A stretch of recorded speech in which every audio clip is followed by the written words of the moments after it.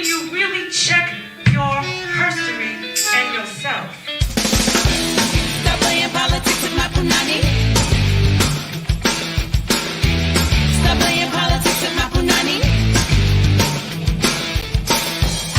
Hey, hey, hey, Republicans. I see you called on your fellow man. All dicks and no nuts. Then you rush to call me a slut.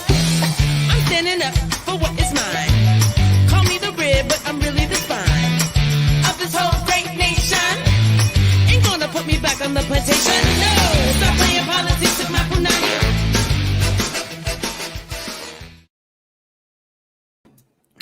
Hey, hey, hey. Welcome to the show. Welcome to the show. Wow. We are at episode 17. Welcome to Punanny Politixxx. Sometimes I'm like, I can't believe I keep, I'm still here. But why not? And I'm here with my golden yoni. We know we love her. You know what I'm saying? She's here with us tonight. And, if you're not sure about who or what or where'd I get this golden yoni? Of course, you can always check out my Punanny Politixxx video. And you'll see what the golden yoni is all about. It's all on YouTube. So, that's a music video, not this video, music video. So we are here with the golden yoni and we are here for episode 17. And I know you're like, I always talk about my backgrounds, but today, if you're not aware, is the Lunar New Year. As some people say, it's the Chinese New Year or it's the Eastern New Year. So I am representing for the Lunar New Year because, on this show, we're all about the lunations. So I figured, hey, we're going to go all the way out. And I have my blue wig on tonight because, last week I wore a wig and then I was like, I'm kind of feeling this wig vibe. And then also because, we're going to be getting into all things Octavia Butler. And I know that she's not necessarily like the Star Trek sci-fi type of vibrations. This is a little more like, Star Trek. But then again, in her universe, people might be rocking a blue wig, you know what I'm saying? Or just having blue hair coming out of their head. So anyway, I was just like, I'm rocking the blue wig tonight because I'm feeling that kind of vibration. So I am so excited. Again, we are here at episode 17. I'm so excited that my guests tonight are Adrienne Marie Brown and Toshi Reagon. But of course, before we get into all that, we're going to get into the news. I know I always say it's the news. It's kind of like some news. I don't want to call it like bad news. It's just news, and then sometimes we have a little lighter news. So let's get into the news for tonight. I know I have my notes. I always have my notes. So today, I wasn't really quite sure where to start. There was a lot of things that are going down and I was like, should I start with the heavy, the cool, the what, I don't know. So I think in the spirit of blue, I guess, in the spirit of my blue hair, we are going to start tonight with Stacey Plaskett, who is, and if you're not sure, here's this look at this fabulousness walking through the Capitol. Okay. Stacey Plaskett is a representative from the U.S. Virgin Islands. Fabulous. You know what I'm saying? And what is making her, show up in the news today is that she is the first ever non-voting member to argue an impeachment trial. And she's the first ever impeachment, a non-voting impeachment manager. So in case you're not sure, let me show her on the floor. There she is. And in case you're not sure about what that means, because I know, I feel like with the last election, like people were really starting to understand a little bit more about government and really understand like how things work and, why people do certain things, why people can't do certain things. And so I'm just going to keep going in that thing because I feel like we need to learn more and like get more and more civic minded about what's going on here in this country. So just to be clear again, Stacey Plaskett, she is the representative from the U.S. Virgin Islands. So the Virgin Islands are not voting members of Congress because they are U.S. territories. And I know people are like, what? So I know some of y'all understand that. Some of y'all might watch this and be like, what? U.S. territories? Yes. So U.S. territories, including Washington, D.C. Yes, Washington, D.C. They do not have voting. They don't have voting members in Congress. American Samoa, Guam, the Commonwealth of North Mariana Island, and the resident commissioner of Puerto Rico.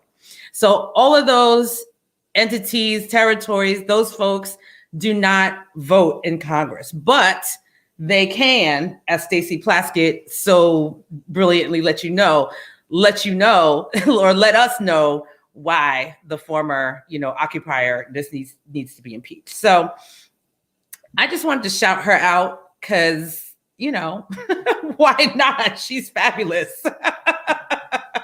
She's fabulous. So get to know Stacey Plaskett. I know it's a funny thing. I was thinking, and this might be, people can correct me if I'm wrong, but I feel like lately, as the sisters keep showing up, in Congress, the styles just keep getting more fabulous. Like people are showing up, but I don't know. I know that government doesn't have to do fashion, but listen, I'm not mad. And it was also pointed out in an NPR article about Stacey that what she didn't say, she said a lot of things with regard to impeaching the ex, which was that, she was also the only Black woman in the chamber at that moment, in the Senate, because in that moment, because the former senator is now our vice president. So anyway, shout out to our vice president. And that was, I wanted to give that little shout out. So in some other sort of wild news, I had seen or was sent to me, I don't know how, things just land in the social medias, land in your life. A video from a former police officer and former military veteran by the name of Clyde Kerr III. And he had posted a video on his Facebook page, I believe. And he was really talking about his anger and sadness around the state of the country, and especially that of being a Black police officer and having to serve inside of what is happening inside of this country at the time. So he was a Louisiana sheriff's deputy in Lafayette Parish in New Orleans. I'm just shouting him out because in that video, he talked about institutionalized racism. He was really talking about, what happened over the summer with the death of George Floyd and, talking about Breonna Taylor and the struggle that he was having being a Black officer inside of a system that condones the killing of Black people. And he talked about, police officers in general, needing more mental health resources and psych evaluations in the police force. And this is not just in his county, but around the country. And he said, I have had enough of all this nonsense serving a system that does not give a damn about me or people like me. You have no idea how hard it is to put on a uniform in this day and age with everything that's going on. This is my protest against police brutality and everything else that comes along with it in this broken, wicked, worldly system that does not give a damn about people. So I just want to show you a picture of him and his sons. And I just want to say, send some real energetic vibes, love out to his sons, because right shortly after that, the officer, he took his own life. And it really made me think about how many, officers, Black officers out here doing this work and are inside of the system and have a really deep knowledge of how corrupt it is and have to make a choice on a daily basis, about what they're going to do out there in the street. And it's got to be a conflict. It's got to be an inner fight. I can't believe it's not. And I'm not saying that, I know some folks, as Tamika Mallory and many of us, the old saying says, all skin folk ain't kinfolk. But I know that there are a lot of us out here that, whether we're officers or not, we're making these decisions on a daily basis that sometimes are going against our inner spirit. So as I look at this family, I just want to send love and prayers to his sons. Again, his name was Clyde Kerr III. And I just want to give that love and respect to that brother. Because, it's hard. It's hard in general, right? Like, we all know, just being here in this pandemic, the things that we have seen, so there's just so many levels of things that are going on right now, and things are happening in the world right now, and things are being revealed very quickly, because that's what the energy that we're in right now. So things are being revealed very fast.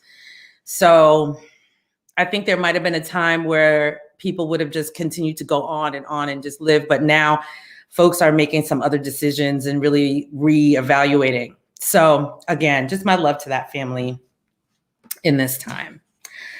And then finally, for this section of the news, I have to say, so much love, so much love to the family of Maree Wilson. Whoo, look at those beautiful ladies. Man, listen, the Supremes, they are the blueprint, right? Like, everything that you know about everything that you know about the so-called girl group. And I say so-called because, I know they were girls when they started, they were definitely young. But, Maree Wilson was one of the greatest voices of our time. All three of those ladies, really, there's so much you can say about the Supremes. Like, I could go on, like, we could do a whole show on the Supremes, but I can't do a whole show on the Supremes. But I just want to shout out Maree Wilson. And there she is, Miss Maree Wilson. I've been thinking a lot, at my supermarket, here in Brooklyn. They always, because, all Black people work at my supermarket. Literally, I think there's a few Latinx folks in my supermarket, but really, like, everybody who works in my supermarket is Black. So, they always play Soul Town XM, so I go up in the supermarket and you might be feeling a little blue, but then, Supremes might come on, or Al Green might come on, or, somebody who is just going to warm your heart and soul while you're in there, shopping in these COVID times. Right. But I'm really thankful to have lived or living in, and even though, the Supremes are technically like my mother's era of music, but there was a time, I feel like, where, most of us know, like, there was one stereo in the house, right? There was one. So whoever was the most grown got the run of it, for the most part. And so your parents, usually you had to hear what your parents were listening to. And, that, and that's what we heard, that's what I heard. And that's what I came up with, along with, the music that shaped my life. And I'm very thankful for that. Like, I can't even front. Like, I'm so thankful to have had that music of Motown in my life, like, really seeped in, like, not just surface, but like, I know it and feel it and love it and understand the weight of it. So I just want to give a really, so much love to her family. And, I also just feel like, man, she was 76. Like, that's just not that old. Like, I just don't feel like 76 is that old. And I don't know if she wasn't well, or if this was a sudden thing, or I don't know. But I just know that, I know the whole city of Detroit is mourning for her, as well as the world, because really, like, the Supremes are, a staple. They're us. They're us. They're the best of us. So shout out to Maree Wilson and her family, and may she rest in peace and rise in power. And then, as I was getting ready to come on the show, of course, I do a little quick Twitter scroll, and I find out that another legend, Mr. Chick Corea, has passed away. And I was like, man. And Chick Corea, he's another one, right? He's another one coming out of this era of, of jazz where folks kind of came up, brought each other up. You know what I'm saying? So he played with all the people, like you name them, he played with them. And then he also, went on to, of course, have a stellar career of his own. And, Chick Corea, if you're a jazz head, you could probably name a million things of Chick. But for me, the first thing that popped into my head was Miles Davis's Bitches Brew, one of my favorite records of all time. And I know that he's not the only keyboard player on there. Herbie is on there. But man, like one of the most amazing projects to hit the planet, Bitches Brew.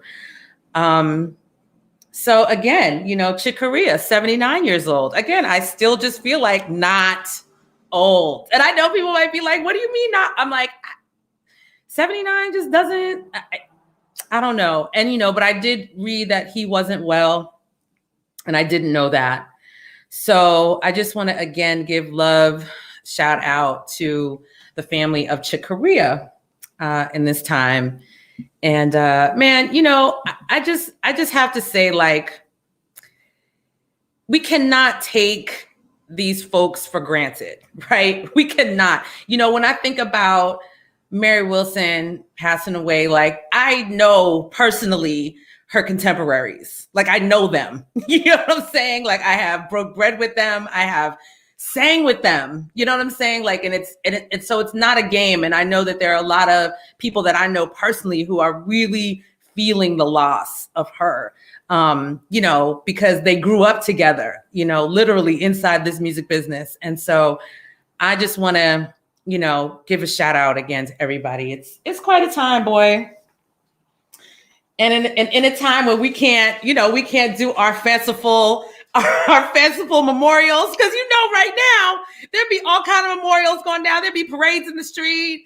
There would be, come on, Detroit would be on fire right now. It'd be like everything would be going down. So I know we miss that. We miss those rituals. And yeah, I know I do. It may sound strange, but I miss a good funeral. A good funeral. Good funeral's good. It's helpful. All right. So I'm going to move right along to a story that I actually thought was a joke. I thought it was a joke, but it wasn't. So, boom, Aunt Jemima. So I know you're like, what? So back last year when the world was on fire and everybody's out in the street protesting, Aunt Jemima came up as a thing that, like, we need to get rid of this because it's like old, antiquated, blah, blah, blah, blah. And that is true. So it turns out that Quaker Oats, AKA PepsiCo, has finally decided that in June, they're going to get rid of the Aunt Jemima name, and they're going to replace it with, as you see, the Pearl Milling Company name. So Aunt Jemima has been called Aunt Jemima for the last 131 years. That's deep, yo.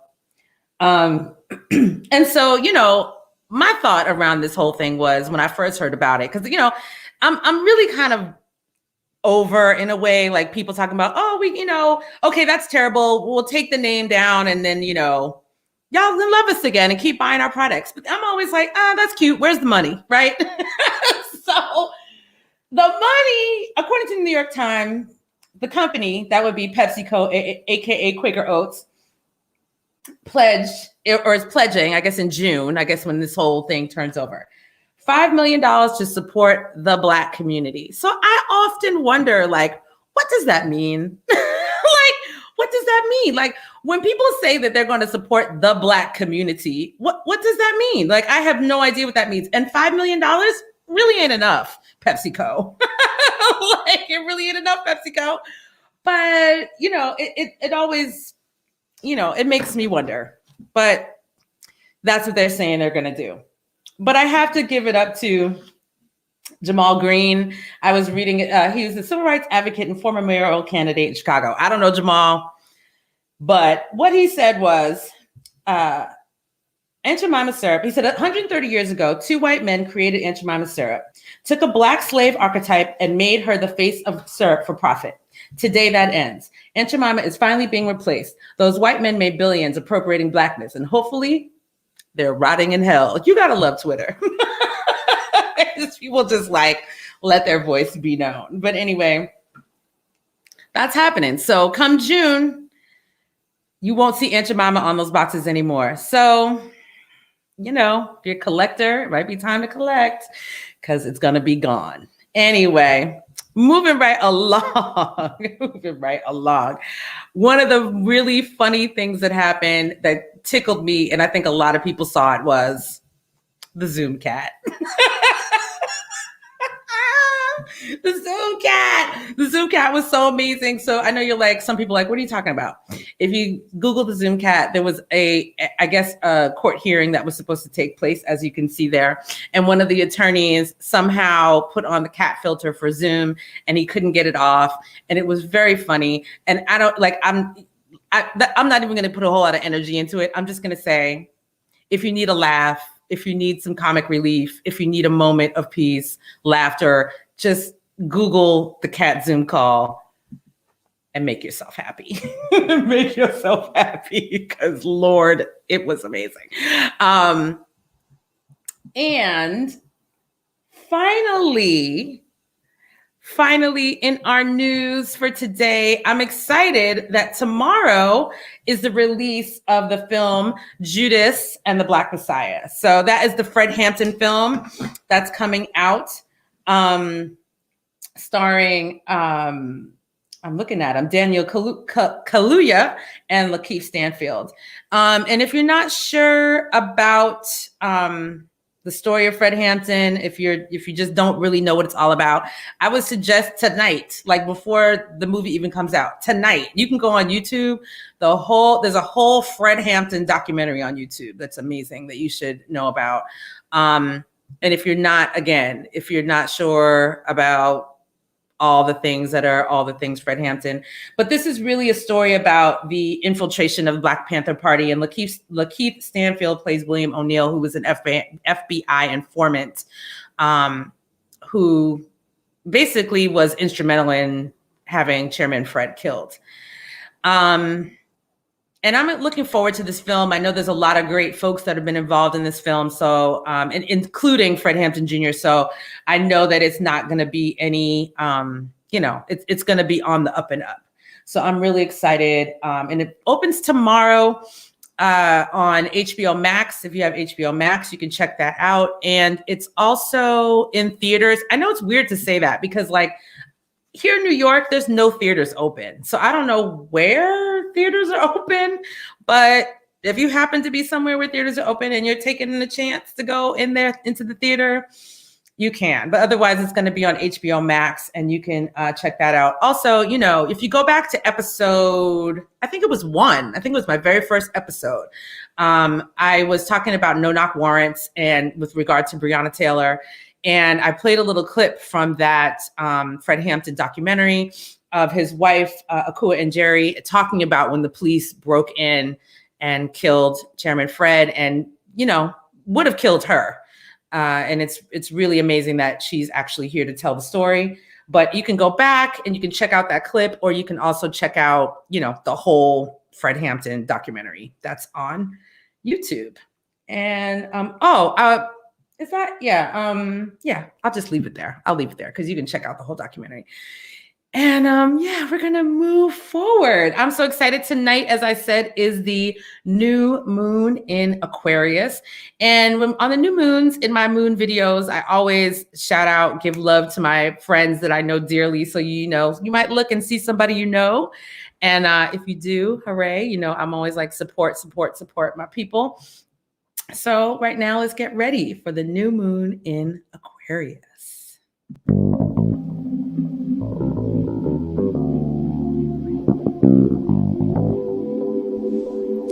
If you find yourself tingling with anticipation on tonight's new moon in Aquarius, you might chalk it up to a variety of cosmic alignments, the most fun of which is that the sun and moon conjoin in the dark sky at 23 degrees of Aquarius. Just a few degrees east, we find the kindest planets in our solar system, Jupiter and Venus, in a super duper loving embrace, showering planet Earth with blessings in the form of seeds of potential for peace, love, understanding, and exquisite beauty. This is an energy of consummation, and in area Aquarius, it doesn't need to take place on the physical plane. Not a bad thing, as we are now deep into the societal transformation taking place as a result of living in a pandemic. In fact, tonight's new moon boasts the unusual and intense distinction of taking place within a group or stellium of 6 planets in the Aquarius mansion. Anyone giving birth to a child under this dramatic transit will become deeply familiar with the ideals of liberty and equity for all sentient beings. Brain children coming into being at this time will likewise bear the stamp of the Aquarian ideals. Mercury is still retrograde in Aquarius at this time and is rapidly moving backward through the sign, interacting with each of the other 5 planets with whom it is cohabitating, adding further to the mental and intellectual nature of the feelings we experience. Put your intentions for the new moon into words, whether in written form, an announcement to another, or a prayer to the sky, as Mercury is poised to greet Jupiter and Venus. It's a great time for declarations of love. Tell your friends, lovers, spouses, family, and all your loved ones, teachers, students, bosses, employees, how profusely you love them. If a figure from your past pops into your mind, reach out to them. This is an important time for connection and reconnection. It is, in fact, likely that words of love may be exaggerated at this time due to the expansive influence of Jupiter. Bear in mind that it is better to overstate love at this time than to be reticent, but also be careful not to lead anybody on. Clarity is in fact an important part of the skyscape tonight, as millions of people around the world celebrate the Lunar New Year, which always falls on a new moon in Aquarius. The symbol for this Easter New Year is the metal ox. Metal is an element which brings clarity. The ox represents hard work and patience. Take the symbolism of this new moon and new year to sow the seeds of potential you want to realize in the month, year, and years to come. Observe what is happening or not happening around you at this time, so that as the moon traces her lunar phases and the planets continue in their cycles, you are able in the future to look back and realize that something began for you tonight, even though you may not have been able to see it. Most of all, take the time to do something you love, just for yourself.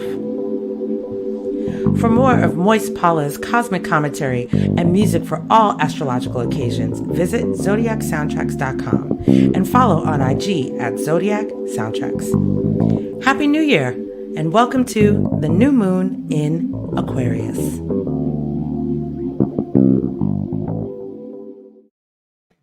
Yes, yes, yes. Happy New Year. It is the Lunar New Year, just in case you're like, why is she saying Happy New Year?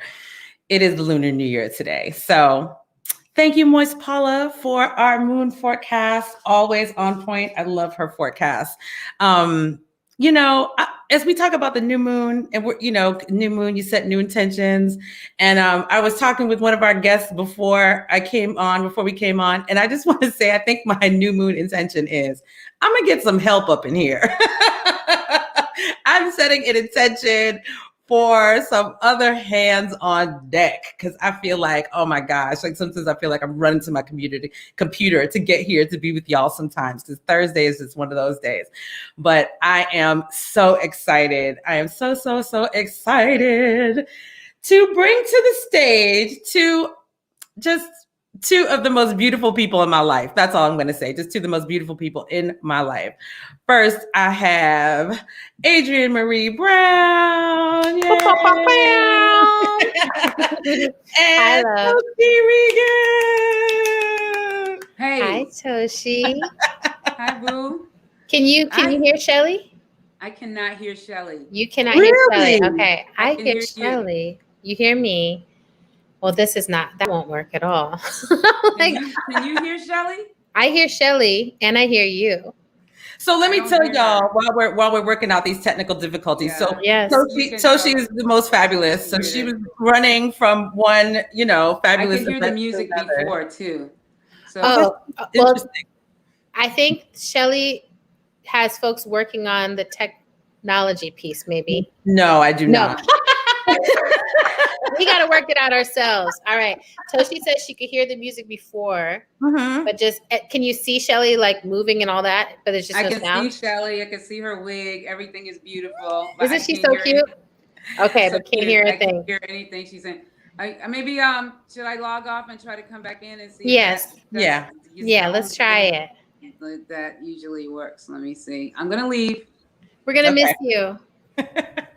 Listen, that's why I said my new moon intention is for tech help. I like that tech help. I was like, yes, I'm just gonna throw hands on it. Yes. I'm gonna throw like yes for support, yes for help, yes for that's how we grow, right? Yeah. The new moon is like you called it in the next 2 weeks, you should see something that points you towards like this is where help will come from. So that's good. Indeed. I'm so glad you do the moon worship piece, the moon offering. Like I've really been, I've got a moon tattoo down my spine. And I really feel like in a deep alignment process all the time with the moon cycle. And I started my period today, which means I've come fully around. I used to be a full moon. Like I would start on the full moon like clockwork. Right. And then life changed, grief, all these different things happened. And so now my rhythm has gotten aligned with the new moon, which is a very different energy to like be in that release process in the dark moon, in this phase of like setting something new. Right. Right. And I'm like, oh, what am I supposed to do with all that? Right. Opening? Well, let's see if we can get Toshi in. Yeah. Okay. All right. Can you hear me? I can hear you. Yay! It takes a village. See, I'm not gonna let Mercury retrograde get us down. No. Not today, Mercury. Not today. So, yes, I'm here in my blue wig, and I'm feeling, wigalicious right now. I'm so excited to have y'all here with me on this night, on this new moon. And happy birthday, Toshi! You were in my new moon forecast celebrating your birthday. Thank you. I have, of course, both of your bios, but I feel like I just want to get into this conversation and not do and not do a whole bunch of bio reading. Me and Adrienne had that whole conversation before you got here about bio reading, and I'm just like, I think we're just going to keep it moving. So I think I want to start with in a strange place, but I'm just going to start here. So Adrienne, I met you for the first time at Mishfest. Very first meeting. And what was funny for me about Mishfest was that for, I think maybe like 2 years of me going, it took me 2 years to figure out that like where you meet people at Mishfest, meaning like whatever they're doing there is not necessarily what they do in real life. That's very true. Isn't that, like seriously, it took me a minute. Yeah, because I was the background singer for my partner at the time, I think. Yeah, possibly. Yeah, I think so. And so I was just like, what? So when you start to find out like what people actually are about, it's like, oh my gosh, it's mind blowing. Yes. And it's such I just love that. And that's one of the many things that I loved about Fest and that time of meeting you and feeling like meeting people on the land there, like you kind of, and not even kind of, you just become family. And that's how I felt with you. And, Toshi, of course, we knew each other here in New York, but spending that time together, I feel like through the years in that space also just solidified our connections. So I just wanted to just start there because I always like to sort of give a little bit about like how I came to connect with people. Well, I love that, that's where we actually met and like got to speak to each other. But when I lived in Brooklyn, I used to come see you perform and just be like, now that is a piece of liberty and freedom for all and power. And I just was a Black Bush fan, like from before. So I'm really excited, when I got to meet you at Mishfest, I was sort of already like, oh my God, like I was very excited. Which is how I feel now, just getting to speak to you. You're such a fully realized artist and such a powerhouse. So it's beautiful that you're also doing this offering. And, I think that and I don't know if this is your experience at this moment, but I feel like this moment is it's like, oh, who are you? And then who are you for real? And like more layers. I feel like so many more of us are just showing more and more layers of ourselves because we're like, I don't go out in the world and have like 20 places to go be my 20 selves. I'm right here in my house. Here's my 20 selves. You know, and integrating all of them into something delicious. So, Absolutely. Absolutely. So I'm going to jump into the parables and tell a little bit of my truth about the parables. So, or about Octavia, really. Okay. So being here in New York, I have a lot of friends who are like, Octavia, like people like who always were like, you got to read this book, read, get into this. And so a friend of mine gave me Wild Seed. And I think I read the first chapter of Wild Seed and it made me mad. And then I was like, yeah, I'm not doing it. When Doro comes and finds her, you were like, I'm pissed already. I was like, I'm pissed. I'm not, no. And of course my friend was like, no, you got to keep going. I was like, no, I don't. I don't have to. Not I. So it was several years later where I came back to the Parable of the Sower and I read it. I got through it and literally I put it down, never to pick it up again. Like I was just sort of like devastated in all things. Like I was just like, And I think it's that thing of the hyper empathy part because I am that. I am that person that is like, I feel everything and things feel a little too close. And I'm just like, I can't. And I've been joking about the fact that sometimes I talk about things that are happening in government right now. And I'm like, oh, I didn't even know that happened because I feel like the last 4 years I had to like, just, I can't do it. Yep. And so it's been interesting sort of like coming back into that space and seeing actually all the things in depth of what has happened and the things that now we have to pull ourselves up out of. But I just wanted to say that, Toshi, when you did the opera, it brought me back. Like literally that was like what brought me back to the parable. Cause I was just like, yeah, I'm not going back there. Yeah. And then, of course, the podcast has taken me all the way in there. But I just want to talk to you all, to both of you, because I mean, I know that, Adrienne, obviously you did Octavia's Brood and then, Toshi did the parables and now you're all coming together, but you all came to this from different spaces. So how did you come to, I mean, I know you all know each other and you love each other, but to deciding like, let's bring both of our insights on this work together. How would you describe our love story, Toshi? Well, our love story is, it's very deep and wonderful and full of, giant raindrops of kindness at the right time in the right place. Like I sort of like actually was just thinking about when we were in, what's the Robert Redford place in Utah? Oh my God, Sundance, that Sundance place. Yeah, and basically we were all at a like very cool like bunch of brilliant people, gathering. Yeah. And they have the skiing thing, and they have the thing. I don't know, the lift. It's the ski lift. Yes. And I'm like I just got to where I will get on planes and stuff, so heights is not my thing. And Bob was like, yo, let's ride the lift. And and so I was like, didn't really want to do it. But honestly, the people who are there, like little kids, everybody to get on the lift, they don't even put the bar down. They're just laying and they just run. And I was like, you know what? Let me learn from these young people and get on this lift. So I just get on it. It's so scary. And then we get to the other side and I'm like, I'm good. I did this. And then Bob's like, we have to get up and go back down. And that was just like a nightmare to me. Like I had I'm like, yay. And it's like, oh no, we have to go back down. Right. And the way that there's no way to Bob, ski.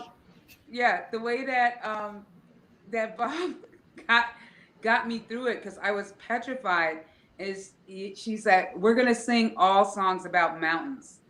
Yes. And so Adrienne and Alana were in the front.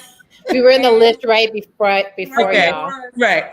and basically sang along with like all Yes. the songs. We're like, ain't no We're like, mountain high. Ain't no valley low. No, we Yes. climbed every mountain. We did it all. We did But every. and you know what, Toshi, is so amazing about that story too? When I don't know if you even remember this part, but we got to the top of the mountain and we were like kicked it for a while because you needed to like chill, calm down, and I needed to pee. And at Mitch Fest, we had gotten these weird little pee style things that were like, you can pee standing up, right? So I had mine and I was like, I'm gonna go pee standing up in the woods right over here while everyone else from the gathering went for a walk. And I went over there and I didn't know how to use the pee style. And so I ended up peeing all over everything that I had on. And so I just took my pants off and I came back in like my little tutu shirt, like whatever it was. And I was just like, I'm half dressed. I don't know how to use a pee style. I don't think I'm meant to pee standing up. Like it's not for everyone. And you and Bob were just sort of like, that's okay. Let's just keep singing. And we were just like the foursome of like, it was just hilarious. Like I was just like, I just basically peed in front of Toshi Reagon. We're good for life. Like we are okay. We're good for life. And I got rid of that pee style just in case folks are like, wait, what happened with that part? Oh, I still have my pee style. You need to practice a little bit, but once you get it, but not in a public setting. No. Yeah, you say not in a public setting. Like alone, you know, get your whole stance and I mean, if you think I could really get it, then I'll return to it. But I was just sort of like, maybe this is just not how I pee, you know, and that's okay too. Like, it is. It's all right. Some of us squat. And we got the squat down. You know what I'm saying? Yes. I'm like, well, as this arthritis kicks in, I'm like, I might need to return to the pee style strategies, but. Yeah, but no, so we found each other. I will say there's the kindness pieces because multiple times in my life when I have had like a moment of like either overwhelming self-doubt or artistic doubt, I feel like Toshi has been there just like at that moment, kind of randomly, like the universe would just be like, oh, you know, and Toshi would just be like, oh, that's fine. Like that doesn't matter. Like be present, here we are.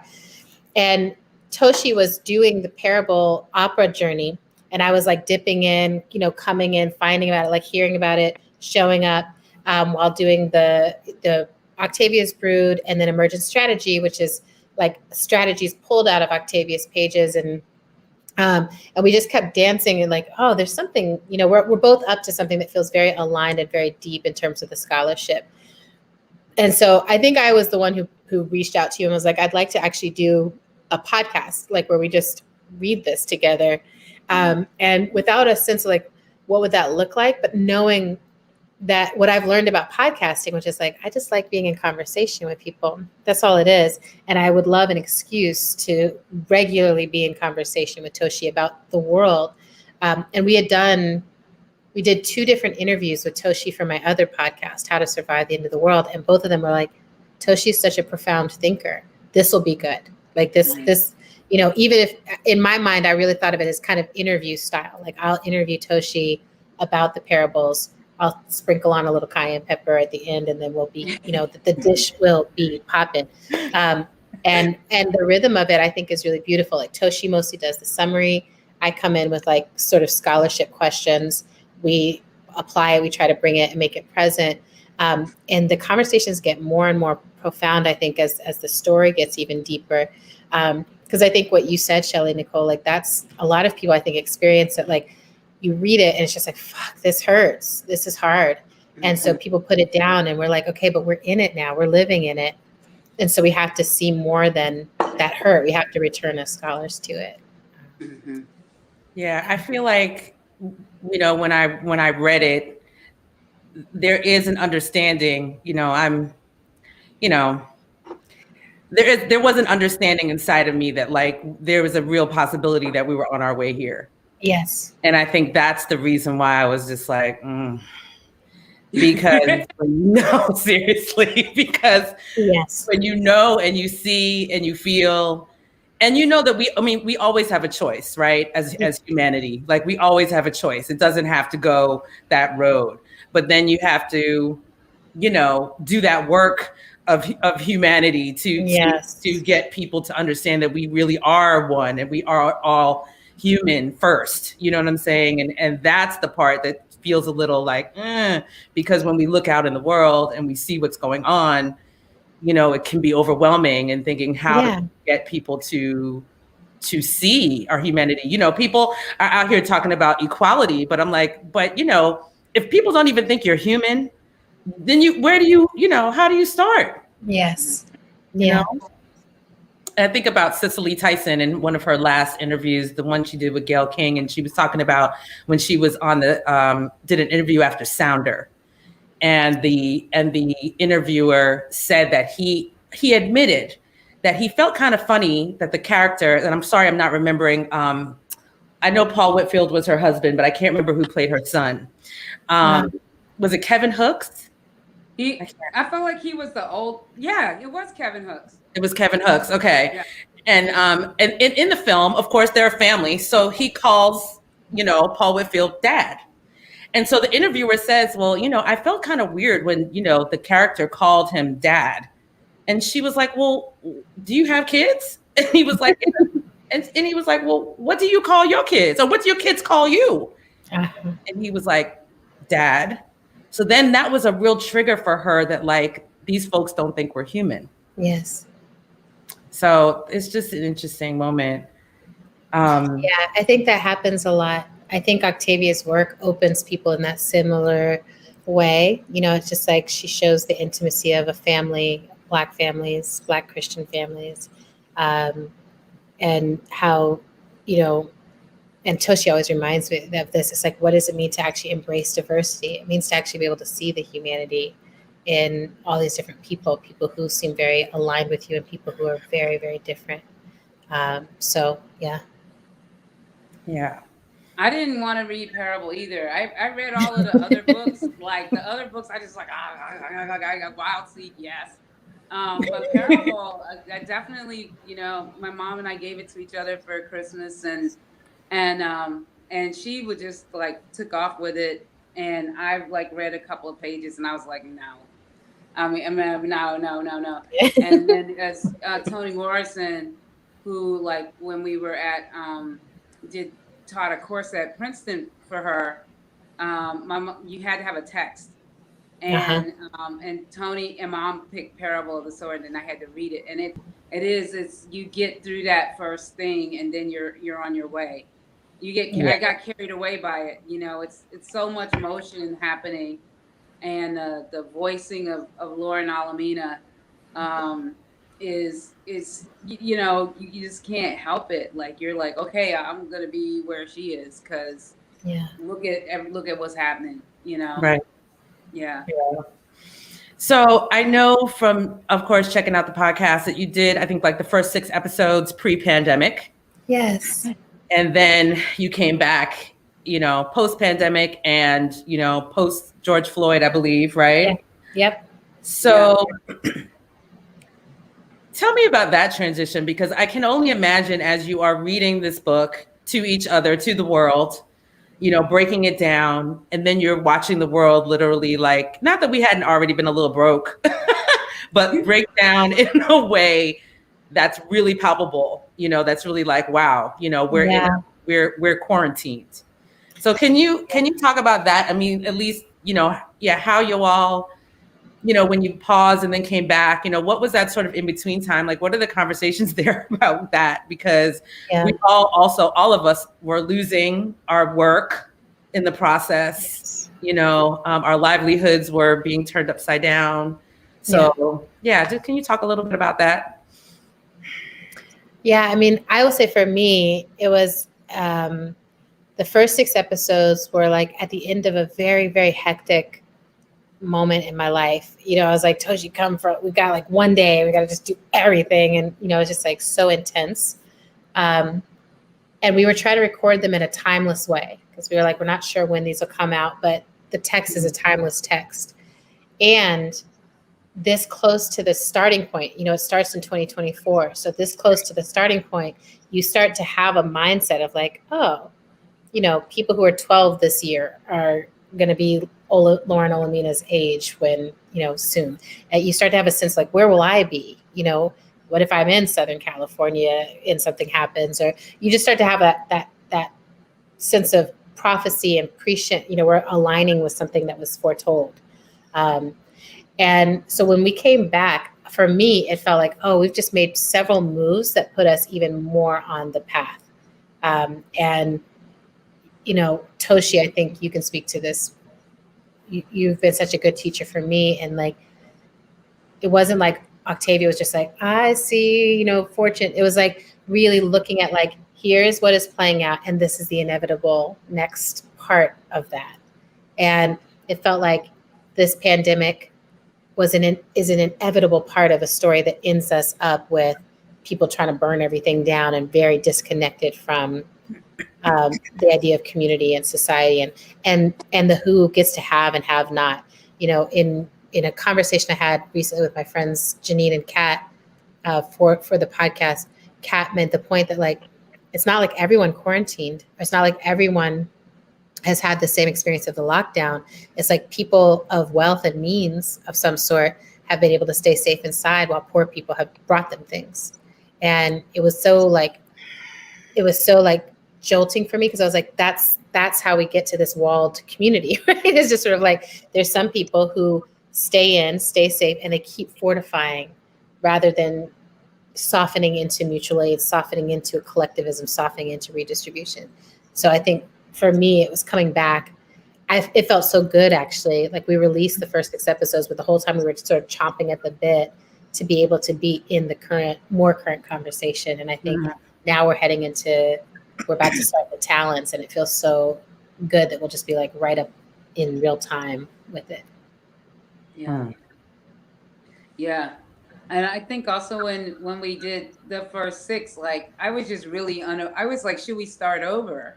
Because we like had we were like in nowhere, like, and then, but, Adrienne was really right. Like, also I hadn't heard them in a while, so I just didn't know where we were. But like Octavia's just, Octavia's just Octavia, and she just kind of could sit anywhere. And everything that we were talking about was so relevant. And just the difference, I think, was that we were able to be more specific and speak to like specific current events and things that were happening. But it's the thing about it is like, Octavia didn't finish the 3rd book and just like put it down and was like, let me go write something else. And being in this atmosphere that we're in right now, you really understand that there is no one humanity. There's no one movement of us on the planet. Right. There is a very strong current in the human species that is resistant, like completely resistant to I mean like the slightest representation on the planet of balance. Not even like complete balance, like not even this. Like keep all the capitalism, keep all of it, like some institutional racism, like keep a lot of this extract stuff. Everything, take it all, just don't kill people and believe when shit happens that it actually happened. Like there's people it was just strong resistance, and that has got to be a mental and physical actual like thing in our species. I'm just like over even contemplating that it could be anything else. We've read the history, so we know how horrific it is, and we live where we live. But to see, a lot of it is behind walls, and a lot of it, by the time it hits you, it's so institutionalized. You're just trying to figure out, what can I do to make it easier? Like, how can I get my brother out of jail? Like, how can I, like, how can we get this food to these people? Like, how can we like not live in this place because the water is coming? Like, you're like, how can I move? How can I get out? How can I change? How can I do that? But it's like right now, you just really get to see that it's bad because that's who they are and that's what they want. And yeah. It's like, oh, and Well, you know that, but yeah. to see in action is like, it's so deep to see it and to see where it gets to. And I know, I'm always like conscious. I'm like, I know we only have like 5 minutes left. And one of the things I want to tell people is like the way I feel like we approach the parables, like especially when we came back, was like, we also want to pull out what is hopeful, even inside a very bleak text, that it's like, this is hard. This is what's coming for us. Climate crisis is coming. Like, even if we stopped every bad behavior today, just the way things work is things are on a cycle about 30, 40 years behind, right? Mm-hmm. And so for us, it felt important to pull up, like, what do they do to survive this? Because we are also going to need to survive this, and we need to be thinking about this. And like, what do we need to pack? How do we need to prepare? And I think the pandemic has been an incredible partner in making us have those thoughts, because people are like, how do I prepare my home for potentially not being able to leave it? How do I prepare bags in case I do need to quickly leave because this place is too, overcome?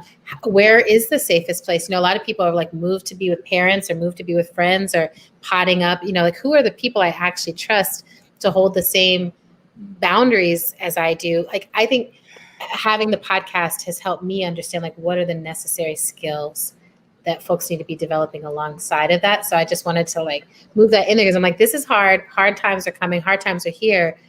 And one of the things Octavia talks about so much is like, if we pay attention, we can shape how we move through what's coming, and we can shape what actually can come, like what can happen. And that feels like to me, it's like, this is why we're doing this. It's because inside of this hard time, inside of any hard time, there are the people who are like, and we are going to survive. Right. We will survive. Our ancestors did, and this is our thing to survive. This is our time to do it. Yeah, I thought it was important when I was listening to the podcast, that question, that exact question of like, if you were to leave, or when the time comes, or when you have to leave, like, where do you go? Because it is not necessarily safe for people to go home. Yes. You know what I'm saying? Like, back to your family and back to whatever, where people might in that moment be like, no, we want you to come here. But knowing that, you might be moving into a space with people who don't have the same ideals, understanding, love, let's just get down to basics, you know what I mean?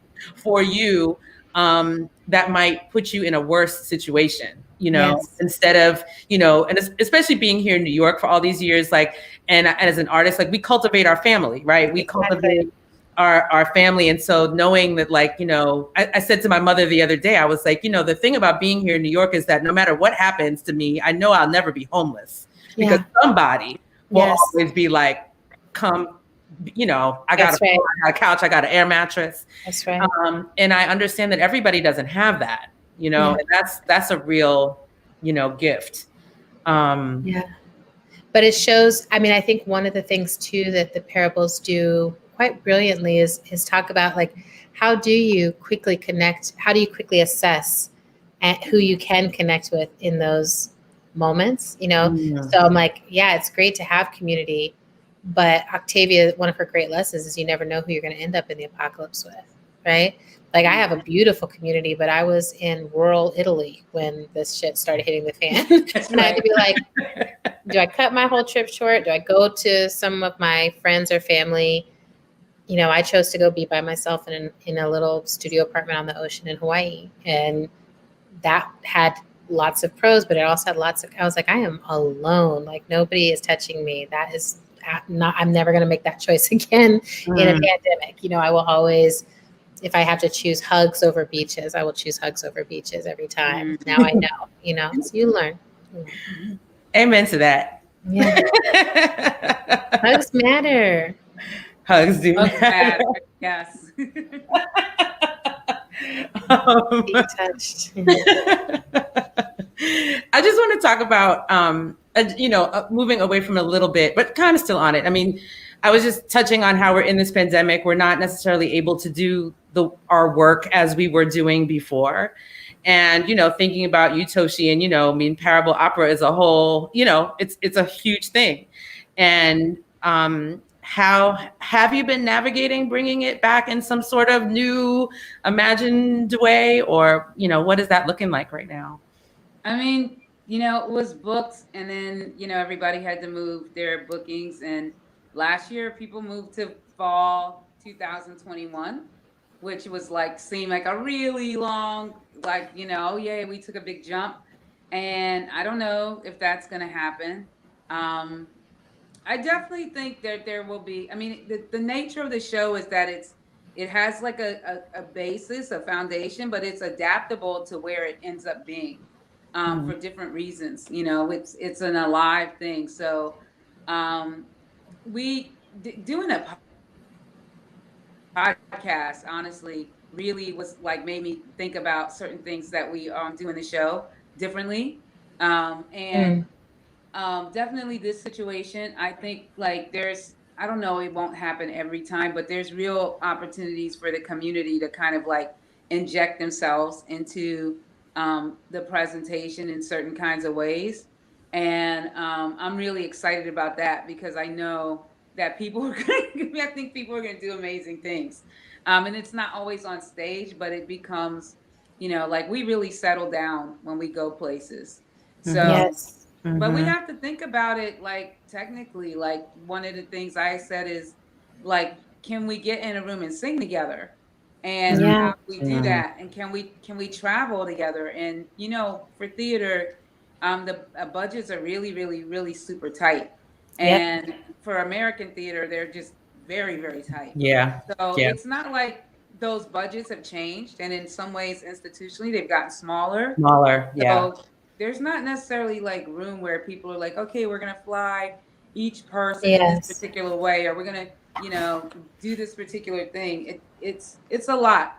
So, but I'm very interested. We're working with some really great presenters, and everybody is bright. Everybody is, you know, energetic. Everybody wants to have conversation, dialogue, impact in their community. People get it. They're like, the time is now. And through the lens of their work, they want to be a part of energizing and creating, you know, I think, like, home space in their institutions, which I think is really great. So tell me, I know you guys are starting to work on the talents. Have you started recording them yet? No. We've got it on the calendar. We just met the other day and have it on the calendar. So it'll be coming the first week of March, basically, that we'll get it back to people, which I'm very excited about. And go ahead. Read it last year, and I'm about to read it again. Yeah, y'all are making me want to go back, because, you know, like I said, I put the Sower down, and that was it for me. I mean, I think reading it in community also helps with moving through all of it. So. I'll do with y'all. Yes. Read a chapter, and then, like, you know, take your time.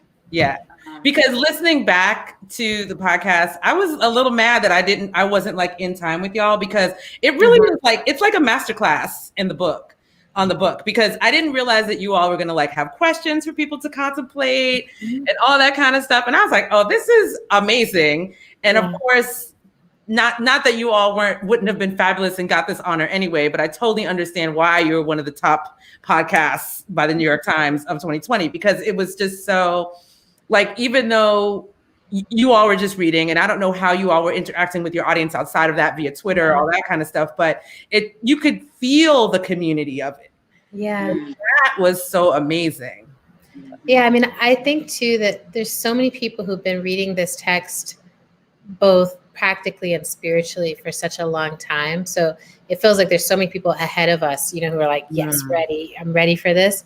And then there's a lot of people who are like reading it for the first time. So, you know, for me, I think for both of us, we were very excited that in the arc of this podcast, this book ended up on the New York Times bestseller list for the first time ever. And it's like, that, it feels right. You know, I remember years ago, someone saying that when we don't honor our ancestors, you know, that they sit in the corners of heaven, or they sit in the corners of the afterlife, in the shadows, getting very skinny, getting desiccated. And then when we nourish them, when we remember them, and when we remember their work, that they get fattened, they get glowing, they get to be good ancestors. And I felt like this was a good year that we were really feeding the ancestral life of Octavia.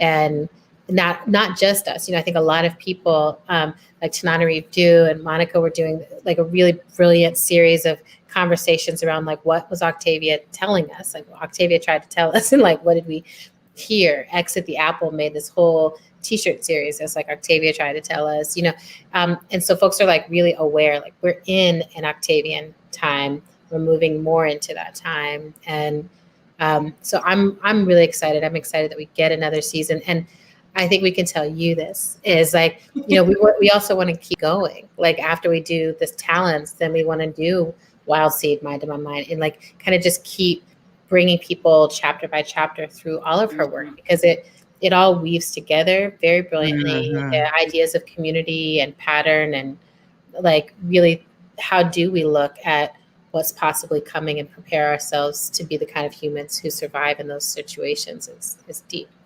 But I have to slip out because I promised my partner we'd do a new moon ritual right now. Oh, of course. And I'm like, I want to be a good partner and a good moon goddess. Well, before you go, I just want to shout out, if you don't know about all of Adrienne's books, really check out her books. And of course, the latest, We Will Not Cancel Us, which I really wanted to talk to you about, but then we'll do that another time, because I think we can do it. But I really just want to say thank you so much. Thank you. For being here, and don't leave, Toshi, because I want to ask you about what's happening with Undrowned. But good night, love. Good night. I adore y'all. Black love. Bye.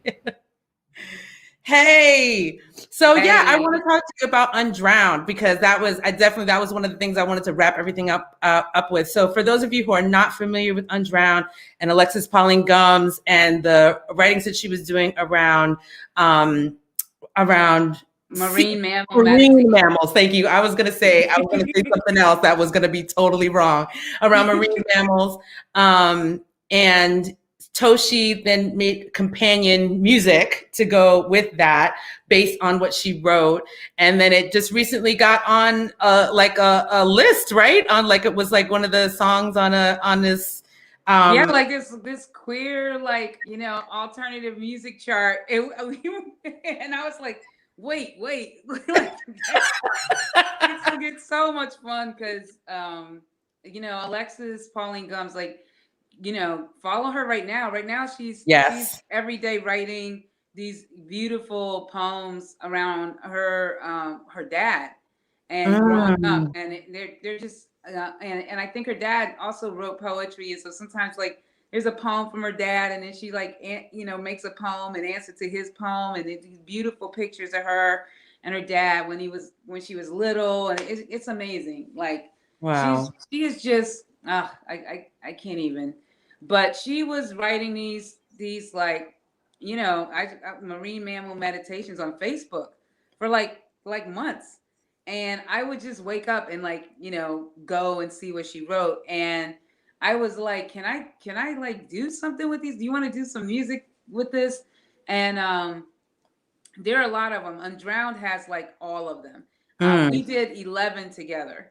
Okay. And it's one of the best things. So that makes our project is called Long Water Song. And the way that we're doing it is we're offering them for free on SoundCloud. Like each one will come and it'll be up for a month, and then it'll go away. And then on Bandcamp, you can buy them. And so like Held is the song that's up now. That's the one that charted. And Held is like, when you go to SoundCloud, you hear the whole thing, the chant part and Alexa's meditation. And then on Bandcamp, you can get everything broken down, an instrumental version and things like that. And then, we hope people will also buy it, because then we'll make groovy donations to people doing work that we like. So, it's really cool. I recommend the book Undrowned a lot. It is full of nutrients. You'll be happy that you're reading it. Awesome. So what I'm going to do is, because I don't have all that info, but I'll put all that info, link it, you know, in the description on YouTube. So people come back to this, they can find it and they can get all that good stuff. And I think you have your own project coming, don't you? I do. So many things happened. It was supposed to be out at the end of last year, but a lot of life happened. Yeah. So it's almost done. We just have to master it, and I'm gonna just do what I do, which is like, it's done. Let me release it. Like, you know, let me put it out. And this is why I love that we charted, because we didn't do anything. It was literally like, you know, we were talking, and then I was like, so when do you want to do this? And she's like, I'm ready. And then it was out the next day. We were on IG Live, and we're like, hi, we're gonna release this. And it was there. It was like out. I mean, I guess that's how it is now, you know, because you've got like the budget and everything. You don't need to mess around. You don't need to pretend. Right. You just simply put your music out and just work on getting it around to everybody. So do an IG Live and be like, we're here, go get it. Yeah. But I love this. I love this record. It's coming out. It's got a lot of the you know, songs I've been playing live over the last like few years that people are like, when are you going to record this song? It's called Beautiful World, and it'll be out. It's really cool. Well, I know everybody's looking forward to it. I know I'm looking forward to it. I have to tell you, I miss singing with people. It was nice to see you all at your birthday concert. I know you guys were in separate spaces, but it was nice to see you all. And it hasn't been until quite recently that I've really just started missing like singing with people. So you talking about that whole idea around parable and, you know, singing together. It's a real thing. Yeah. It's a real thing. It's beautiful. You know, like I got to do some, you know, Liz Wright and I did like a duet of the song Freedom, where she recorded in her house, and I recorded mine for, you know, a benefit to raise money and for something good. And when we did the post-election show, I actually got to like really sing with Josette and Carla. Right. Joe's Pub did their thing. Like they had on-site testing. They had like sticks, 12-foot sticks and 6-foot sticks. And if you were singing without a mask, you had to be 12 feet away. Wow. They had the N95 mask. They had face shields. They had everything. We all had our separate space. Right. Like, so we never were close to each other. Like, it was really, really well done. And then when we did the birthday concert, which, you know, I kind of was like 2 weeks before, I was like, oh, we have to do something. And the public is closed now. So we knew we couldn't do that. And we were trying to think, and that studio is a studio I feel real safe in, because I know the Bunker Studio. I know the guys, they're just such great humans, John and Aaron and Todd, and they built the studio themselves. And so I know that they like actually took care of the air conditioning, they took care of everything, and they really understood, like they understand how to keep artists safe. So I didn't do the vocals because I just was like, when we have 4, we could see we would all be in separate rooms, and then with 6 would be a little bit different. And I was like, let's do 4 and feel blessed. But we have never done that. We hadn't done that. And there's some song, I mean, we had no rehearsal. And, you know, of course. We just like got up in there and started playing a couple of things we had to do more than once, but it was such a great surprise. Like I had to play guitar a lot, which, you know, now that I add keyboards and all this stuff, I would start a song and then put the guitar down and just be singing. And I was like, ooh, honey, the next day I was sore. Well, it was so great. I mean, you know, because I thought about that. Like, I was like, oh, there's no background singers. Like, because I thought, oh, maybe she'll have Ganessa sing, but Ganessa didn't sing. And I was like, but it worked. Like, let's just put it that way. It really worked. And I was just like, this is really amazing. Yeah, I have to big up, you know, really, John Davis was mixing, and he did a great job with the, you know, the quartet sound is awesome. I love playing quartet trio by myself. Me and Ali did a duet, like, you know, the two of us like earlier. But it really was like it was so invigorating for my spirit. Like I'm still flying off of it. And I worried if it would be interesting for people because we're in the studio and not in like really a live performance, you know, but people loved it. It was a real different way to experience us. And we're going to release the show. The recording? Oh. Out of that. And it's still up. It's supposed to come down on March 1st. Okay, that's what I was going to ask you. So, okay. Yeah. So for those of you out there who did not see the show, it's on YouTube on the Joe's Pub page, right? On the Joe's Pub page, and you can watch it until March 1st. Yeah. Go watch it. They playing music. It was a couple of times I just would stop. I was like, damn, y'all just play. Like, it's so good. Like, it's like 3 of the best musicians I know, like anywhere. They're just so freaking good. Allison Miller, Ganessa, Alex Nolan, like, ooh. I know. Yes. I miss us together. I first saw Alex Nolan with you. Yes. Alex Nolan. She always tells me, I mean, I found Alex Nolan through Sophia Ramos. And that's how Alex came to the fold. So I saw. Well, thank you, Sophia. Yes, exactly. The world thanks you. Yeah. All right, Toshi, we're gonna have to wrap it. Every time I do these every week, and I always look at the clock, and I'm like, I cannot believe how fast the time goes. But I'm so glad you could be here with me, and I feel like, you know, maybe after you guys get into the talents, we can try and come back and, you know, do a little more and talk a little more about it. But I'm going to read it with y'all because that's the only way I'm going to get it done. Yeah, read it with us. Just read it with us. It's a big book and it's more expansion, you know, on our very human possibilities. And, you know, one of the things is like, you don't have to read it alone. Right. Like you can have company and you can like have more than just the experience of the page. You can actually kind of step outside of it and be like, okay, what does this mean for me? And what do you think? And your company. Yeah. And I have a few friends that are really like Octavia heads. So I'm going to be like, look, we're going to do this. I know you've read it. Come read it again with me. And then, you know, we'll have a little book club of our own. There you go. Do it. Do it. I love you. I'm saying that to the world. And I hope to see your face. I need to probably just walk up the street and like yell out the window and wave. Oh yeah, no. If it gets in the 40s, I come down and like, you know, pick up a coffee at the bagel place. We can sit outside. Yes. Do a chair. Yeah. Yes, that's a plan. Yeah. I love you. Thank you for being here, and thank you for making the time because I know you had a busy night. I'm blessed, man. Everybody is just beautiful, and I'm grateful. And I'm grateful to you as always. So, my pleasure, girl. All right. Have a good night. You too. Bye. Bye. I'm so blessed. I'm so thankful. Thank you all for being here, for tuning in.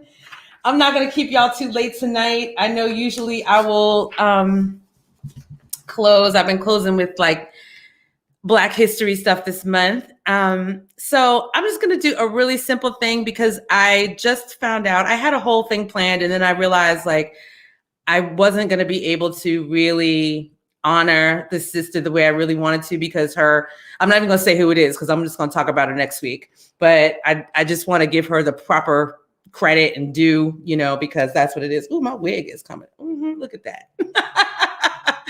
So I just want to say, in the spirit of Black History Month, I just learned that the National Museum of African American Music just opened in Nashville, Tennessee. So I'm really excited about this. This is a little picture of the inside of the museum. On the outside of the museum, I think they have like a big, huge, like picture, I think, of Jimi Hendrix and like or Michael Jackson. You can, you know, if you go, I think it's a national, I think it's nmaam.org. Yeah, I think that's what it is. And you can see and get the information. But it's in Nashville, Tennessee. And it's all about African American music. That's what it's all about. So I'm just saying that's Black history. That's Black history. And when we get to travel again and when we get to go places, that's definitely going to be one of the places that I visit in Nashville. It's funny because the last time I was in Nashville, I was there with my Burnt Sugar family, which is a whole, we had a great time. But I'm telling you, on that particular tour, Nashville had the best food of the whole tour. I don't know what they doing in Nashville with the food, but the food was out of this world in Nashville. It's crazy. But besides that, the National Museum of African American Music, it is open. It is open, which I think is really amazing. So as we come to the close of the show, I don't think I said, I'm so terrible about this, but you know what I need you to do. I need you to like and subscribe. So if you're watching on YouTube, or even if you're on Facebook, just go over to YouTube, like, subscribe, to the channel, and tell some folks. You can follow us on IG and Twitter at Punanny Politixxx. Right now, it's all about the algorithms. That's what's happening right now. So I need y'all to like. I need y'all to subscribe. And just, it's not a big deal. You're not going to get a whole bunch of stuff from me. You're not going to get a whole bunch of emails or anything like that. They're just going to let you know, like, when we go live and all that kind of stuff. And next week, I'm really excited. My guest is going to be Martha Redbone. Yay. And so next week, just to be clear, next week's show is on Friday, not Thursday. And I know, like, why? Because we do it on the moon. So what happens with the moons? Lunar cycles, the moons move, the moons shift. So we've been on Thursdays because that's where the moon's been landing us. But now we're moving on to Friday. So it's going to be next Friday night, February 19th, with my sister, Martha Redbone. And if you want to, if you can help, you can support to keep the show going. You can lift me up at CashApp or Venmo. The information is there. I'm always grateful. I know I always say to people, everything looks like you're doing it for free, but we know all these platforms, they cost a little something. So, if you can support, thank you so much. And any way you can support, meaning even if it's just by hitting that like button or that subscribe button, I'll be forever thankful for that. So I'm out. We're going to go. Thank you all. Let's see. I didn't even get to look at the chat today. Oh, I see my people are here. Don Crandall's here. Laura Williams is here. Diana's here. Blessings. Erica, everybody. So nice to see you all. Thank you for being here. Megan, Amora, and Zinga. I don't know if everybody's still here, but thank you for tuning in. I really appreciate the love. And with that,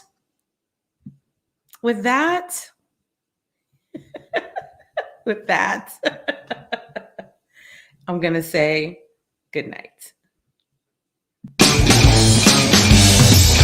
When you recognize